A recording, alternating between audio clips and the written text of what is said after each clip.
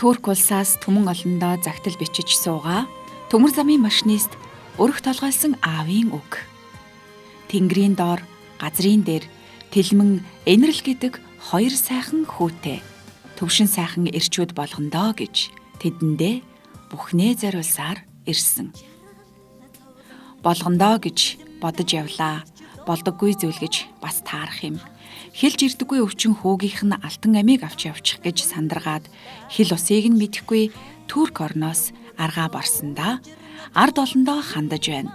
Алаг үрийнх нь алтан амийг аврахад алгаа дэлгээрээ ард түм минь ээ.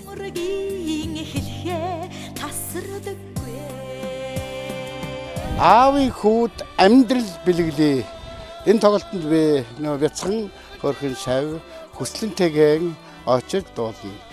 Ахыг минь авраач гэж нүдэндээ нулимстай бөмбөлцөх дүүгэн та бүхэн өрөвдөж дүүрэн сэтгэлийн халуун гараа сунгаач ээ гэж та бүхнээс хүсэж байна. Миний доонор ахт минь таарна гэж надад хэлсэн. Тэгэд би ахыгаа алдахгүй тул авармаар байна. Тэг хүмүүсээ та бүгд манай ах бид хоёр туслаач ээ. За Турк улсад дэмжлэгдэж байгаа дүүгээ эрүүл болгохын төлөө би өөрийн уран бүтээл болох бусдын нутагт хүчин юм дуугаа өргөн барьж энэхүү аянд нэгдэж байна. Энэхүү тоглолтод та бүхнийг хүрэлцэн ирэхийг өрье.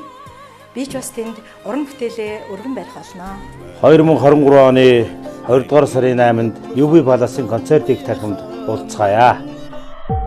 2023 оны 2 дугаар сарын 8-ны 19 цагт UB Palace-ын концертын их танхимд аавын хүүд амьдрал бэлгэлий халуун сэтгэлийн аянд зориулсан хандивын тоглолт.